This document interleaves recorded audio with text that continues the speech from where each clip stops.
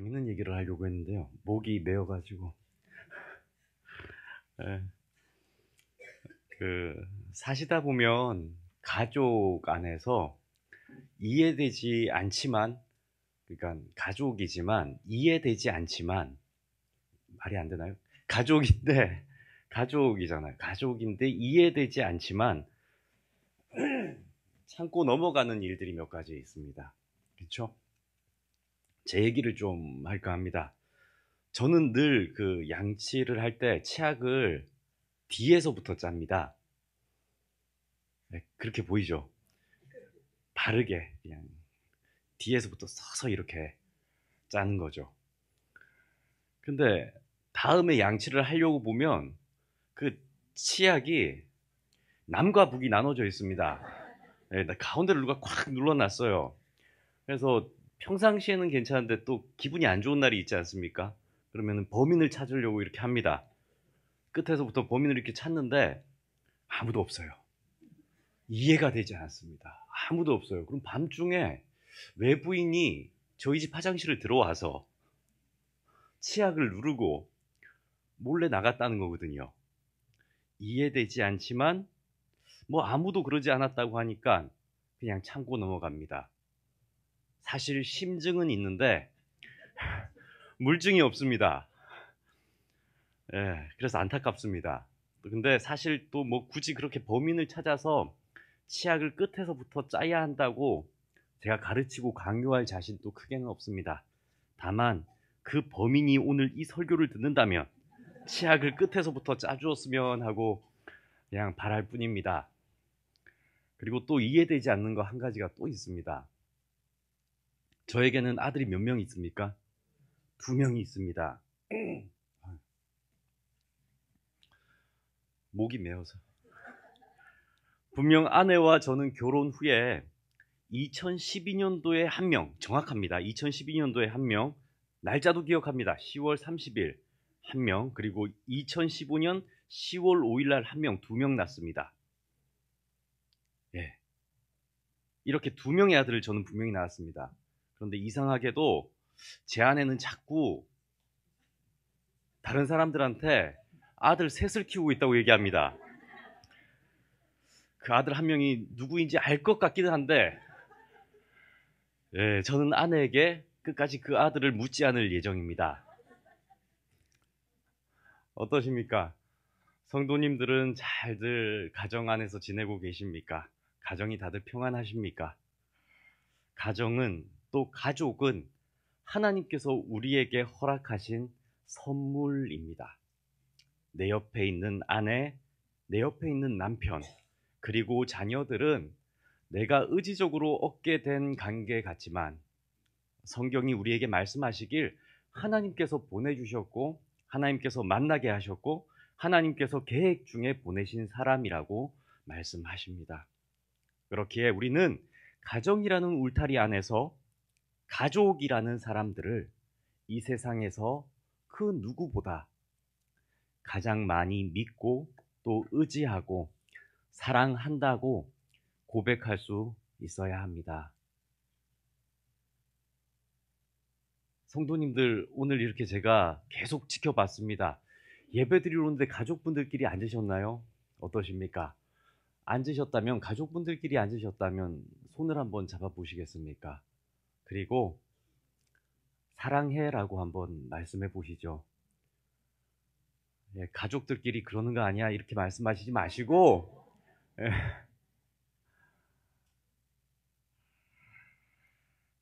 우리는 가족 안에서 사랑을 나누는 관계입니다. 근데 그 사랑을 정말 잘들 표현하고 있으십니까?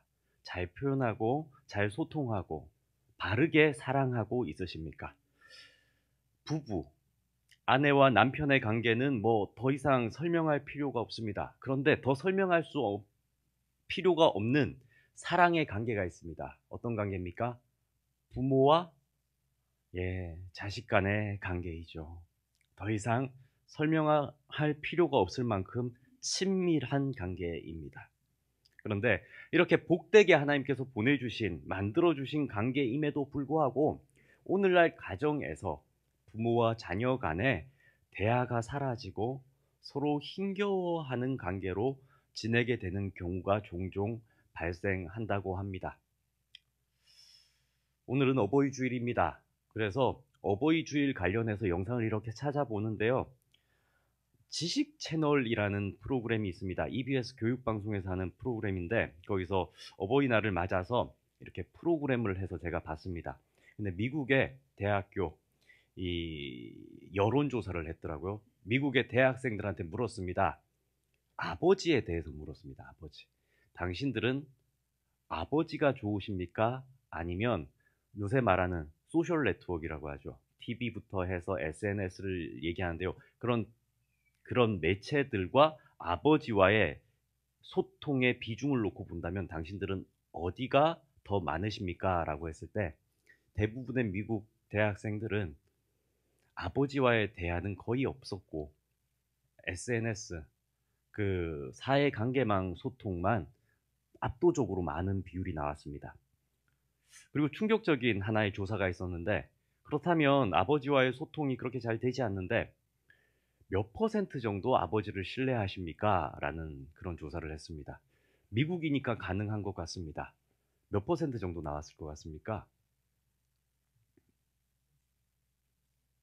보셨습니까? 예. 56% 나왔습니다. 56%. 이 개인적인 수치일 수도 있고요.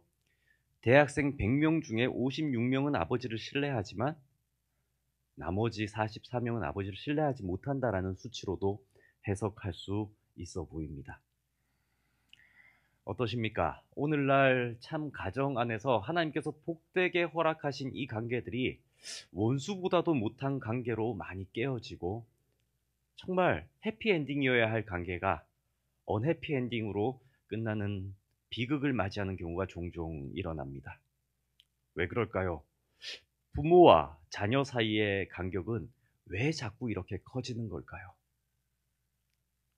그것에 대한 해답을 성경은 뭐 때문이라고 하겠습니까? 죄 때문이라고 합니다. 죄. 성경은 모든 관계에 불편함을 주고 모든 관계를 분리시키고 모든 관계를 깨트려 버리는 것은 죄 때문이라고 우리에게 가르쳐 줍니다. 상대방 잘못이 아닙니다. 우리 아이 잘못이 아닙니다. 내가 잘못해서 그런 게 아닙니다. 뭐 때문에 그렇다고요? 죄 때문에 그렇다는 겁니다. 근데 누구나가 저지를 수밖에 없고 또 누구나가 범할 수밖에 없는 그 죄 때문에 하나님께서 세상 어떤 관계보다도 귀하게 만나게 하시고 서로 의지하게 하시고 서로 사랑의 말을 나누어야 할 그 관계가 죄 때문에 깨어져 버리고 있다는 얘기입니다. 그렇다면 하나님을 잘 믿는 가정은 그 가정이 행복할까요? 어떨 것 같으십니까? 하나님을 잘 믿는 가정. 그 가정은 그 가정의 가족들이, 가족 구성원들이 다 이렇게 친하고 행복하고 즐거울까요? 제가 성경에 나오는 한 가정을 성도님들께 소개할까 합니다. 왕족 집안입니다. 아버지인 왕은 모든 백성에게 존경받는 왕입니다. 세상에 부귀도 가졌고 명예도 가졌고 그리고 그 아버지는 세상의 모든 백성들을 공평하게 치리할 수 있는 지혜도 충만한 인물입니다. 하지만 그 집안은 평안하지가 않습니다. 자녀들 간에는 큰 오빠가 그 누이를 성폭행합니다. 그 일로 인해서 형제들 간에 살인도 일어나지요. 뿐만 아니라 살인을 저질렀던 그 아들이 심지어 아버지를 대항하고 아버지를 모독하고 아버지의 왕권을 자기가 가지려 반란도 일으킵니다.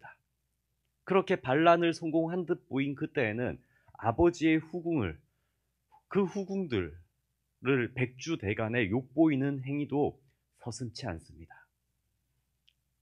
그런데 성도님들, 그 가정은 독실한 기독교 집안입니다. 누구의 가정일까요? 성경에 나오는 가정입니다. 예, 다윗입니다. 다윗입니다. 이스라엘 역사상 가장 존경받던 왕이요. 하나님의 마음에도 합한 사람이라고 잘 알려졌던 다윗의 가정사를 들여다보면 이렇게 슬픈 이야기들로 얼룩져 있음을 우리는 알 수 있습니다. 처음 듣는 얘기는 아니시죠? 다들 들어본, 성경을 읽었다면 다들 아시는, 너무나도 잘 아는 얘기입니다. 그렇다면 다윗의 가정은 어쩌다가 이렇게 됐을까요? 다윗은 그 이스라엘 백성들, 나라는 그렇게 잘 다스렸으면서도 원수인 사울 왕도 그렇게 잘 인내하고 기다리고 하나님으로부터 칭찬받았으면서도 왜 다윗은 그렇게 가정이 무너지도록 내버려 두었을까요? 다윗은 가정을 내버려 뒀기 때문에 그 자녀들이 그렇게 됐을까요? 오늘은 이스라엘의 왕 다윗이 아니라 아버지로서의 다윗의 모습을 우리 성도님들과 함께 나눠보고자 합니다. 다윗은 그러면 개인적으로 생각해 보십시오. 하나님 앞에서 흠이 없는 사람이었을까요? 흠이 있는 사람이었을까요? 흠이 있는 사람입니다.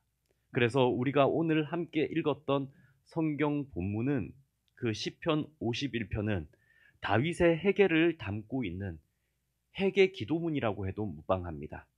성경책을 한번 보시겠습니까? 시편 51편 윗부분에 이 시의 제목이 기록되어 있는데 그 제목이 뭐라고 적혀져 있습니까? 다윗이 바세바와 동침한 후 선지자 나단이 그에게 왔을 때라고 적혀져 있습니다. 우리가 잘 아는 것과 같이 젊은 날의 다윗 왕이 자신의 충직한 부하 우리아의 아내인 바세바를 간음하는 죄를 범합니다. 자신의 부하의 아내를 간음합니다. 그래서 그 죄를 선지자로부터 지적받게 됩니다. 근데 이때 다윗은 유부남이었을까요? 싱글이었을까요? 그 생각 안 해보셨죠? 왕은 막 많아도 됩니까? 왕은 마음대로 해도 됩니까? 왕은 아버지 아닙니까? 왕은 아내가 없는 사람입니까? 그렇지 않습니다. 똑같은 사람입니다. 아내도 여럿 있었고 자녀들도 있었고 한 아버지로서 부끄럽지 않은 모습을 보여야 하는 그런 사람이었습니다. 그런데 다윗은 성적인 탐심에 눈이 멀어서 우리아의 아내 역시 유부녀입니다.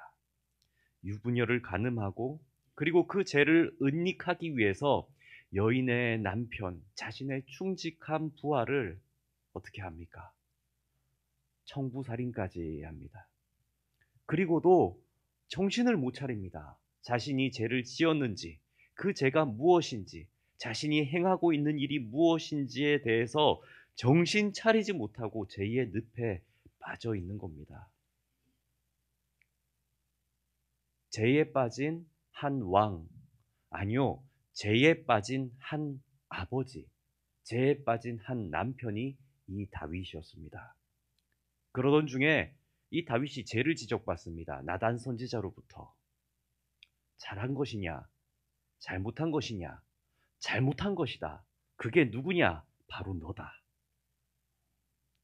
다윗은 처절하게 자신의 죄를 그때 깜짝 놀라며 들여다보게 됩니다.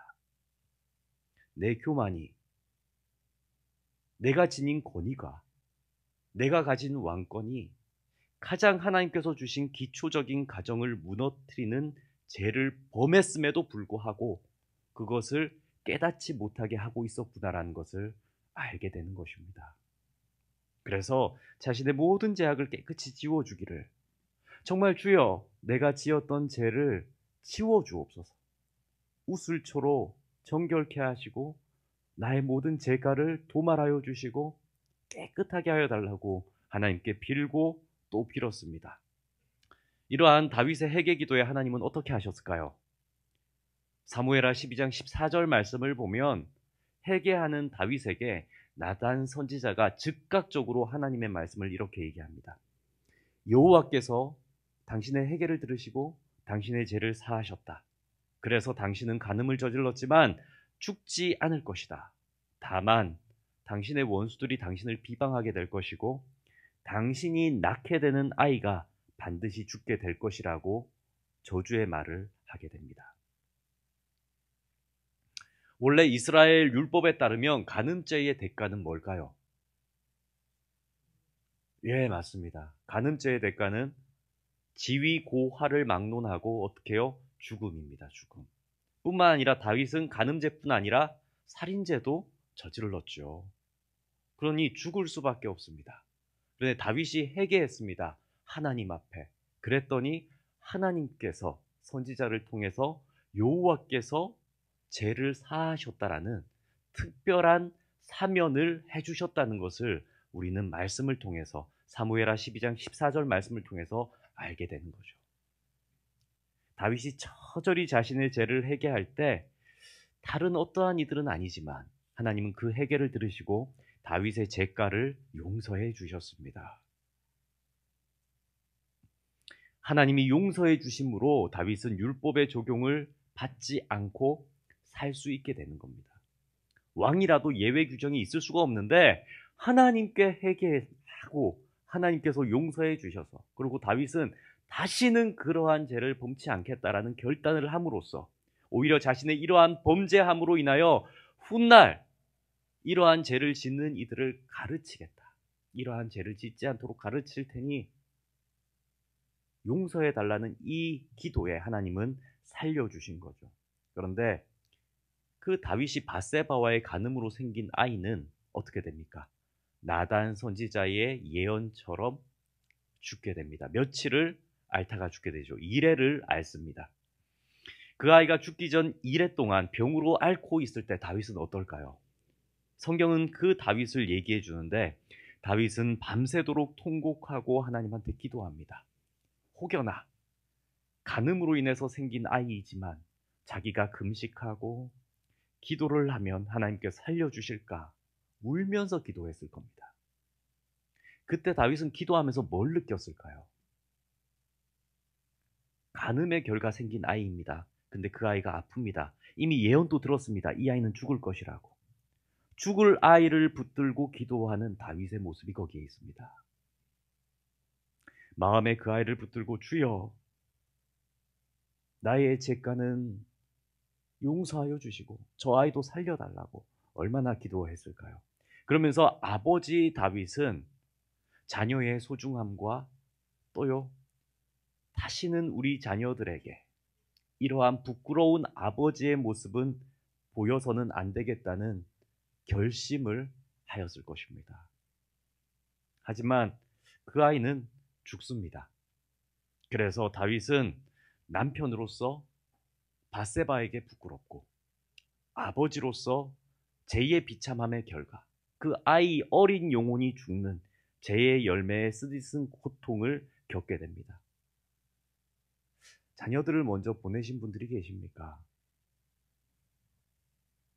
부모님이 소천하시면 저 산 땅에 묻지만 자녀가 죽으면 어디에 묻습니까? 부모의 가슴에 묻는다고 합니다. 다윗은 자신의 죄의 결과긴 하지만 어린아이의 출생을 보았고 그 어린아이가 아무 죄도 없이 죽는 것을 봅니다. 그리고 그 아이의 죽음을 자신의 가슴에 묻었을 것입니다. 그래서 다윗은 그렇게 간음으로 얻게 된 밧세바를 자신의 정실 부인으로 8번째 아내로 맞이하게 됩니다. 이것이 다윗이 죄를 짓고 난 후 아버지요 남편으로서 책임지는 행동들의 모습을 성경은 보여주죠. 하지만 이미 다윗에게는 7명의 전처가 있었고 각 처들에게서 한 명씩의 아이들이 있는데 첫째 부인 말고 나머지 부인들에게 다 있어서 6명의 아들들이 이미 있습니다. 그러면 아버지로서 다윗은 이제 그 아들들에게 뭘 가르치며 살아가야 될까요? 자신과 같은 죄는 다시는 범치 않도록 그 아이들을 훈련시키고 그 아이들을 바르게 키우고 이러한 아버지의 전처를 밟지 않도록 가르치려고 애를 썼을 것입니다. 뿐만 아니라 잃어버린 아이 때문이라도 다시는 하나님이 나에게 준 아이를 잃지 않겠다는 마음으로 지극정성으로 그의 자녀들 한 명 한 명을 사랑하고 용납하고 이해하고 최선을 다해 키우려고 애쓰지 않았겠습니까? 그런데 그렇게 몇 해가 지나자 다윗의 가정에 끔찍한 일이 일어나죠. 첫째 아들입니다. 첫째 아들 암논이 이복 누이 다말, 그러니까 넷째 부인에게서 얻은 딸을, 배다른 여동생이죠. 그 여동생을 연모합니다. 첫째 아들이. 그러다가 그 여동생을 그만 강제로 성폭행하는 일을 벌여버립니다. 그리고 그 큰아들이 그렇게 자신이 일을 벌였다면 그 동생을 아내로 맞으면 좋을 텐데 그렇게 하지 않고는 자신의 욕구를 채우자마자 반대로 그 누이 다말을 내쫓아 버립니다. 이제는 볼 일 없다는 거죠. 이 사실을 다말에게는 친오빠가 한 명 있습니다. 베달은 암논의 동생이요 다말의 친오빠인 압살롬이 이 사실을 알게 됩니다. 다 누굽니까? 다윗의 자녀들입니다. 다윗의 자녀들. 근데 이 셋째 아들 압살롬이 알게 돼서 그 마음에 내 친동생을 더럽히다니 하는 분노가 일어납니다. 그리고 다윗도 자녀들에게 이러한 일이 일어났다는 사실을 알게 됩니다. 사무엘하 13장 21절 말씀인데 우리 함께 읽겠습니다. 다윗 왕이 이 모든 일을 듣고 심히 노하니라. 아멘. 아멘. 다윗은 암논에게 심히 노합니다. 그리고 아버지로서 다윗은 암논을 훈계했을 것입니다. 하지만 이어지는 22절 말씀이 또 있는데 22절 말씀 함께 읽겠습니다. 압살롬은 암논이 그의 누이 다말을 욕되게 하였으므로 그를 미워하여 암논에 대하여 잘잘못을 압살롬이 말하지 아니하니라. 아멘. 이 구절을 자세히 보십시오. 성경은 왜 이 구절을 기록하고 있는 걸까요? 압살롬은 암논을 미워하고 있다는 장면을 보여주고 압살롬은 다윗 앞에서 아무런 얘기를 하고 있지 않음을 보여주는 겁니다.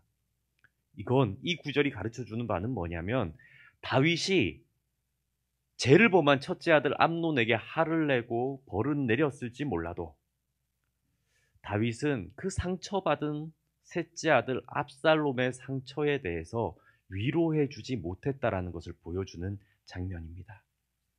형제간에는 여전히 분란의 씨앗이 남겨져 있는 거죠.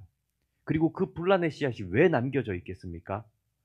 셋째 압살롬이 보기에 아버지 다윗이 암논에게 내린 벌이 그 분이 풀리지 않는 불공평한 처벌이었다는 겁니다. 법대로 하든가 제대로 회개시키던가 제대로 반성하게 하던가 아니면 내 누이 다말을 아내로 맞이하게 하던가 뭔가 공평한 법이 그 안에서 일어났어야 했는데 아버지 다윗이 암논에게 내린 형벌이 압살롬이 보기에는 불공평하다는 겁니다. 그래서 자기는 시시비비 잘잘못을 말하지는 않지만 형을 미워하는 마음을 품고 있다. 이것을 성경은 얘기하는 것이죠. 다윗은 앞서 말씀드린 것처럼 밧세바와의 간음 사건, 그러니까 자신이 이미 간음을 경험한 죄인이었습니다. 그리고 그 죄로 한번 아들도 잃었던 슬픔이 있는 아버지죠. 그런데 보십시오. 이제는 자신이 했던 것과 비슷한 어쩌면 너무 흡사한 일을 첫째 아들 암논이 따라한 겁니다. 그 아들이 간음죄를 저질렀죠. 법대로라면 그에 상응하는 벌을 내려야 하거나 다말을 아내로 맞으라고 해야 했습니다. 하지만 다윗은 왕으로서는 그렇게 해야 했음에도 불구하고 아버지니까 나도 그랬으니까 그래도 나도 하나님께 용서받고 살았으니까 자신이 그냥 자신의 권위로 암논을 용서해 줬던 거죠. 그런데 이 일은 형제간의 또 다른 상처를 야기시킵니다. 자녀들은 부모의 마음을 헤아리지 못합니다. 결코 자녀들은 부모의 뜻을 알지 못합니다. 그렇기에 압살롬은 이러한 아버지의 마음을 헤아리지 못하고 그 마음의 미움이 계속 자라납니다. 그래서 이렇게 상처받은 압살롬은 2년 뒤에 어떻게 합니까? 그 형 암논을 깨어다가 살해해 버립니다. 그리고는 압살롬은 그 아버지 다윗을 피해서, 형을 죽였기 때문에 피해서 멀리 도망가 버리죠. 잘 한번 생각해 봅시다. 다윗은 불과 몇 년 동안에 자신도 죄를 저질렀고 자신의 죄가로 인한 그것을 답습하는 아들도 보았고 자신의 딸도 몸이 상했으며 마음도 상했고, 그리고 셋째 아들 압살롬은 자신이 우리아를 청부살인한 것 같이 그 형 암논을 죽이는 그러한 일을 겪습니다. 그리고 자녀의 관계는 다 깨어졌습니다. 첫째도 잃었고 셋째도 도망자의 신세로 전락해 버렸습니다. 다윗은 최선을 다했을 겁니다. 사랑하려고, 잘 키우려고, 자신은 죄인이었지만 정말 잘해주려고, 왕으로서, 아버지로서 자신의 모든 권한과 권위를 이용해서 잘했을 겁니다. 그런데 왜 이런 일이, 어디서부터 잘못되었기에 이런 일이 일어났을까요?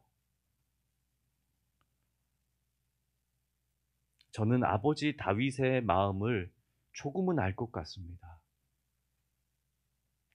자신이 저질렀던 죄를 답습하고 모방하는 맏아들을 모질게 대하지 못했던 그 모습도 아버지라면 이해가 되고, 그리고 자신의 딸 다말의 눈물을 보면서도 어떻게 하지 못하는 그 아버지의 심정도 이해가 됩니다. 그리고 그 분노가 쌓여서 그 형을 죽여버린 압살롬의 마음도 다윗은 이해할 수밖에 없는 그런 불쌍한 처지의 아버지가 되어버렸습니다. 왜 이렇게 되었을까요? 우리 성도님들, 왜 이렇게 된 것 같으십니까? 뭘 잘못한 거죠? 다윗이 뭘 잘못한 겁니까?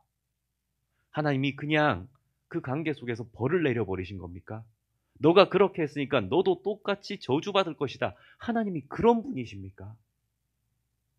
뭔가 잘못된, 무언가 착각한 다윗의 실수가 여기에 있는 것입니다. 이후로도 다윗은 못난 모습을 계속 보여줍니다. 아버지로서는 다윗은 못난 모습을 계속 보여주는데, 도망쳤던 압살롬을 3년 뒤에 아무런 징벌 없이 다시 받아줍니다. 형을 살해했습니다. 그런데 그 아들에게 어떠한 훈계나 징벌 없이 그냥 품어줬다니까요. 그랬기에 압살롬은 자신의 잘못을 뉘우치지 않습니다. 오히려 그 아버지 다윗을 조롱하듯이, 다윗이 그 옛날 왕위를 처음 받았던 어느 지역입니까? 헤브론으로 자기는 갑니다. 그리고 아버지 다윗이 왕위를 이어받았던 그 헤브론에서 자기가 아버지 다윗보다 더 괜찮은 왕이라고, 자기가 왕이라는 것을 선포해 버립니다. 반역하는 거죠. 뿐만 아니라 그렇게 억지로 왕이 된 압살롬은, 그 압살롬을 그냥 피해서 다윗은 도망가 버립니다. 치려면 칠 수 있지만 치지 않고 다윗은 그냥 도망가 버립니다. 그런데 압살롬이 또 어떻게 합니까? 아버지의 후궁들을 욕보입니다. 백주대낮에 옥상 위에 올라가서 보라는 듯이 아버지를 모욕하고 아버지의 왕위를 우습게 여기고 아버지의 사랑을 어그러뜨려 버립니다. 눈물의 다윗, 정말 눈물 어린 다윗, 뭘 잘못했을까? 이러한 다윗의 신하들이 가만히 있질 않습니다. 그리고는 이 반역을 제압하죠. 그래서 압살롬의 반역을 제압하러 다윗의 신하들이 올라갑니다. 그러자 아버지 다윗은 그의 신하들에게 이렇게 명령합니다. 사무엘하 18장 5절 말씀인데요. 이 아버지의 마음이 너무 잘 녹아 있습니다. 우리 함께 읽겠습니다. 왕이 요압과 아비새와 이때에게 명령하여 이르되 나를 위하여 젊은 압살롬을 너그러이 대우하라 하니, 왕이 압살롬을 위하여 모든 군 지휘관에게 명령할 때 백성들이 다 들으니라. 아멘. 젊은 압살롬을 어떻게 해요? 너그러이 대우하라. 무슨 뜻입니까? 내 아들이 폐류는 저질렀지만, 못난 아들은 맞지만 아직 어리다. 죽이지 말라는 겁니다. 젊은 압살롬을 너그러이 대우하라. 내 아들 죽이지 마라. 그래도 내 아들 죽이지 마라는 겁니다. 반역으로 인해서 나라가 망쳐졌습니다. 왕권이 붕괴된 지경입니다. 그런데도 다윗은 그러한 것들을 신경 쓰는 게 아니라 뭘 신경 씁니까? 내 아들 죽이지 말라는 겁니다. 그런데 그 반역을 저지른 압살롬을 쫓아가는 부하들, 그리고 압살롬이 막 도망가다가 그 최후가 어떻게 되냐면 산에 있는 나무에 그 머리가 걸려버립니다. 말을 타고 가다가 머리가 나무에 끼어버린 거죠. 그리고 말은 이렇게 가버리고, 그러니까 나무에 이렇게 대롱대롱 매달린 형세가 됩니다. 그리고 그때 다윗의 최측근 군대 장관인 요압이 그 압살롬을 칼로 찔러서 그 심장을 찔러서 죽여버렸다고 성경은 말씀합니다. 이제 다윗은 아들 압살롬이 죽었다는 소식을 듣게 됐죠. 그렇게 사랑했는데, 그렇게 위해줬는데, 그리고는 그 죽은 아들을 찾아가서 다윗이 이렇게 말합니다. 사무엘하 18장 33절의 말씀인데 제가 읽어드립니다. 왕의 마음이 심히 아파 문 위층으로 올라가서 우니라. 그가 올라갈 때에 말하기를 내 아들 압살롬아, 내 아들 압살롬아, 차라리 내가 너를 대신하여 죽었다면 압살롬 내 아들아 하였더라. 아멘. 이것이 다윗이 아버지로서 자식들을 사랑했던 모습의 말로입니다. 자신이 과거 지었던 죄 때문에 가슴 아파하고 그 죄를 아는 아들들에게 부끄러워하고, 그리고 자신이 지었던 죄를 답습하는 아들들을 보면서 얼마나 다윗은 가슴이 아팠을까요? 그리고는 무조건 용서해 주는 것, 무조건 참아주는 것, 무조건 용납하는 것을 다윗은 최선의 길로 알았을 겁니다. 하지만 그렇게 다윗이 행동했기 때문에 암돈이 죽었고, 그렇게 했기 때문에 다말은 큰 마음의 상처를 입었으며, 그렇게 용서해주고 사랑해줬지만 그 아들 압살롬은 비참한 결말을 맞게 됩니다. 사랑했지만, 감싸 안았지만 다 잃어버렸다는 결말입니다. 다윗은 그 누구보다 아들들을 사랑했지만 그 사랑의 방법이 미련했다는 것을 성경은 우리에게 말씀합니다. 사랑하는 성도님들, 만약 우리가 다윗이었다면 어떻게 해야 그 두 아들들을 제대로 살릴 수 있었을까요? 어떻게 하시겠습니까? 저를 노려보시면 제가 답을 해야죠. 근데 정말 비참하지 않습니까? 어떻게 해야 됩니까? 간음죄를 저지르고 살인죄를 저지른 아들을 어떻게 해야 살릴 수 있을까요?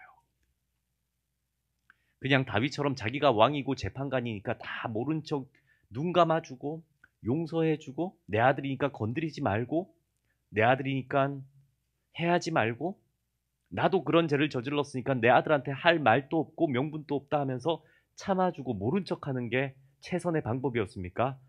아니라는 겁니다. 성경은 아니라는 거예요. 다윗은, 성경이 말씀하시는 답은 다윗이 하나님께 회개했던 것과 같이 그의 아들 암논과 압살롬이 죄를 저질렀을 때 늦지 않게 자신이 하나님께 회개했던 것처럼 그 하나님께 회개할 수 있도록 가르쳐야 했다라고 말씀하고 있는 거죠. 자신이 왕으로서 아들을 용서함으로써 그들을 살릴 수 있는 게 아니라, 아버지가 뭐라고 자식을 용서하고 책임질 수 있습니까? 육신의 아버지가 뭐라고 자녀의 인생을 책임질 수 있겠습니까? 못한다는 겁니다. 그렇게 자녀를 키우는 게 아니라고 성경은 보여주는 겁니다. 누구에게 맡기라는 겁니까? 하나님께 맡기라는 겁니다. 잘못을 하면 하나님한테 회개할 수 있는 믿음의 아들로 키우고, 그 아이가 엇나간 길을 하면 네가 용서해 주는 것이 아니라 하나님이 용서하실 수 있도록 그 아이들을 훈계하고 가르쳐 주라는 겁니다. 다윗, 너가 하나님 앞에서 회개함으로 그 생명을 살림받은 같이 너의 자녀들도 잘못을 하나님께 고하고 용서받을 수 있도록 그 모범을 가르쳐 주어야 했다고 말씀하는 거죠. 이 시대를 살아가는 많은 아버지들은 정말 세상의 방법으로, 그리고 자기의 방법으로 자녀들을 많이 사랑합니다. 저희 아버지도 그렇습니다. 제가 대학교 졸업할 때쯤, 이미 벌써 한 20년 조금 안 되는 전의 일이네요. 어떻게든 저희 아버지 제가 대학 졸업하고 좋은 직장 들어갔으면 싶어서 어떻게든 좋은 직장 소개시켜 주려고, 연결시켜 주려고, 못난 아들, 모자란 아들, 좀 이 세상에서 먹고 사는 거 잘 할 수 있게 해주려고 얼마나 애를 쓰셨는지. 세상의 아버지들은 아들들을 그런 마음으로 사랑합니다. 나는 고생했어도, 내 때에는 고생했어도 내 아들은 내가 세상에서 고생한 것처럼 고생하지 않도록 사랑해줘야지. 아버지는 자녀들의 인생을 책임지려고 합니다. 형편도 책임져 주려고 하고, 지금도 전화 와서 묻습니다. 부족한 것 없냐고, 모자란 거 없냐고, 내가 뭘 해줘야 하냐고. 백발이 성성하고 이제는 기력이 예전만도 못한데, 아버지는, 세상의 아버지는, 육신의 아버지는 늘 자신의 힘으로 뭔가를 채워주려고 하죠. 또 세상의 아버지는 어떻습니까? 많은 유산을 남겨서 자녀들에게 주려고 합니다. 이 유산이 이 아들의 인생에 조금이나마 도움이 되라고. 그게 아버지의 마음입니다. 그런데 성경은 다윗을 통해 우리에게 말씀하고 있는 겁니다. 그거 아니라는 겁니다. 자녀의 인생, 육신의 아버지가 책임 못 진다는 겁니다. 세상의 방법으로 자녀의 인생 바르게 세울 수 없다라는 것을 보여주는 것입니다. 성경은 오늘 우리에게 자녀를 올바르게 책임지는 방법은 하나님께서 그 자녀를 책임지시도록 연결하는 것이라고 말씀합니다. 성경은 이 땅을 살아가는 모든 부모에게 너희가 믿었던 여호와 하나님을 자녀에게 가르치라고 말씀합니다. 시편 127편 3절에 보라, 자식들은 여호와의 기업이요라고 말씀합니다. 자녀는 부모의 소유가 아니라 하나님이 주신, 그래서 하나님께서 부모에게 맡기신, 왜 맡겼냐? 믿음으로 잘 키우라고 맡기신 그러한 여호와의 기업, 여호와의 유산, 여호와의 재산, 여호와의 소유라고 성경은 말씀한다는 겁니다. 그러니 자녀들에게 육신의 부모가 해줄 수 있는 최고의 사랑, 최고의 교육은 우리를 창조하신 그 창조주 하나님을 바르게 보고 경외하고 섬기고 믿을 수 있도록 그 믿음의 본을 보여주는 것임을 아시는 모든 한빛교회 성도님들 되기를 주님의 이름으로 축복합니다. 이 시간 신명기 6장 4절에서 9절 말씀을 우리 한 목소리로 합독함으로 설교를 맺고자 합니다. 함께 읽습니다. 이스라엘아 들으라, 우리 하나님 여호와는 오직 유일한 여호와이시니 너는 마음을 다하고 뜻을 다하고 힘을 다하여 내 하나님 여호와를 사랑하라. 오늘 내가 내게 명하는 이 말씀을 너는 마음에 새기고 내 자녀에게 부지런히 가르치며 집에 앉았을 때든지 길을 갈 때든지 누워 있을 때든지 일어날 때든지 이 말씀을 강론할 것이며 너는 또 그것을 내 손목에 매어 기호를 삼으며 내 미간에 붙여 표로 삼고 또 내 집 문설주와 바깥문에 기록할지니라. 아멘. 기도하겠습니다. 하늘에 계신 하나님 아버지, 살아서 역사하시는 하나님 아버지, 이 시간 다윗의 삶을 통해 아버지로서, 믿음의 아버지로서, 믿음의 부모로서 자녀를 어떻게 대해야 하는지 깨닫게 하시니 감사드리나이다. 우리의 힘과 우리의 소유와 우리의 능력으로 자녀를 올바르게 키울 수 있으리라 여기던 우리의 교만을 낮추어 주옵소서.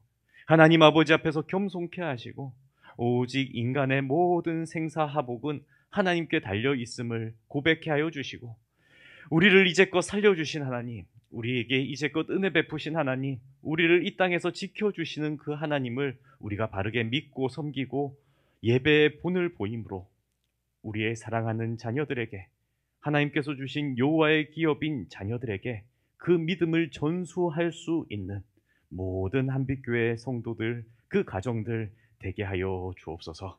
이 모든 간구 우리 주 예수 그리스도의 이름으로 기도드립니다. 아멘.